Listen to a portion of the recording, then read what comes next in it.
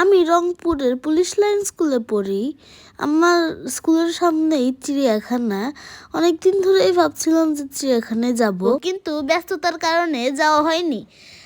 একদিন আম্মু এসে বলল যে চলো আজকে আমি তোমাকে আর সাদিকে রংপুর চিড়িয়াখানায় নিয়ে যাই। এটা শুনে অনেক আগ্রহী হয়ে চিড়িয়াখানায় গেলাম। চিড়িয়াখানায় অনেক পশু পাখি থাকা সত্ত্বেও ময়ূরের অপূরব সৌন্দর্যে এবং তার নৃত্যে আমার চোখ আটকে গেল। এটা আমার সবথেকে পছন্দের একটি অংশ ছিল, যা দেখার সাথে সাথেই আমি ক্যামেরা বন্দি করে ফেললাম। এটি বেশ চমৎকার ছিল। এবার মাছের পালা।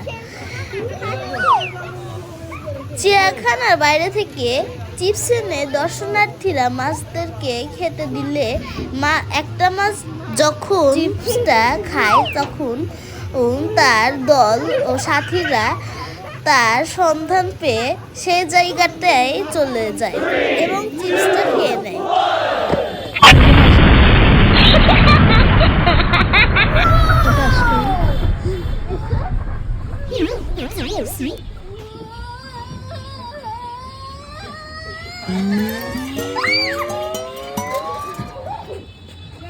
যাও 7 জন দুজন একসাথে নামবা।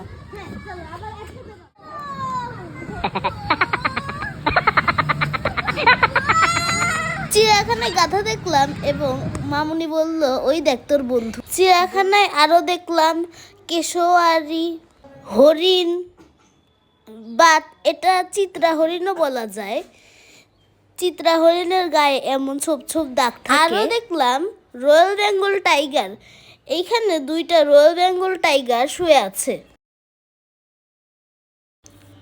খাঁচার ভিতর 2টো ইমু পাখি দেখলাম। আরো দেখলাম বানর বা হনুমান। এই 2 ধরনের পাখির নাম আমি সঠিক জানি না। পাখিগুলো দেখার পরে আমরা কিছু কুমির দেখলাম। এগুলো কুমির নয়, এগুলো হলো ঘড়িয়াল।